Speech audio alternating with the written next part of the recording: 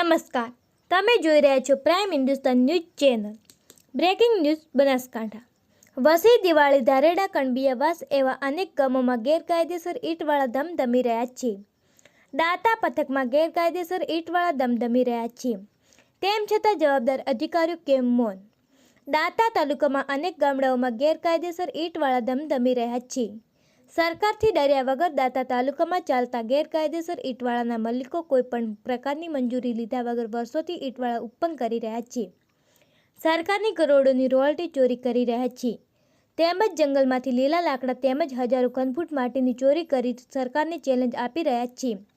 છતાંય અધિકારીઓ આંખેથી કાળા ચશ્મા ઉતારતા નથી અને મગનું નામ મરી પાડવા વહીવટતંત્ર તૈયાર નથી. કેમ કે કોઈ કાર્યવાહી કરવામાં આવતી નથી. વહીવટતંત્ર ભેદનું શું રહસ્ય હશે તે ચર્ચાનો વિષય બન્યો હતો. આ પંથકમાં ઈંટો પકવવા માટે ઈંટવાળા ઝેરી કેમિકલ્સનો ઉપયોગ કરે છે તેવું પણ લોકો દ્વારા જાણવા મળ્યું હતું. અને આ ઝેરી કેમિકલ્સના પ્રદૂષણને લીધે જંગલમાં રહેતા પ્રાણીઓ, વૃક્ષો તેમજ લોકોને ખૂબ મોટું નુકસાન થઈ રહ્યું છે.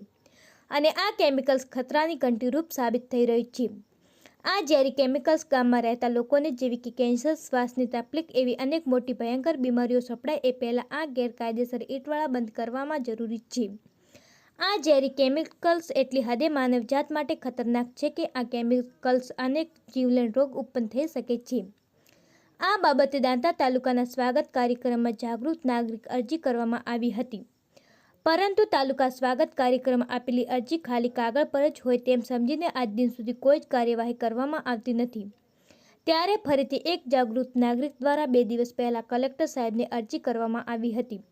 પરંતુ આજ દિન સુધી કોઈ જ કાર્યવાહી કરવામાં આવતી નથી. કાર્યવાહી કરવામાં આવશે કે પછી ફાઇલ બનાવીને માળીએ મૂકી દેવામાં આવશે તેવા અનેક સવાલો લોકોમાં ઉઠી રહ્યા છે. હવે જોવાનું રહ્યું એ કે કલેક્ટર સાહેબ કોઈ કાર્યવાહી કરશે. રિપોર્ટર લક્ષ્મણ ઝાલા, દાંતા.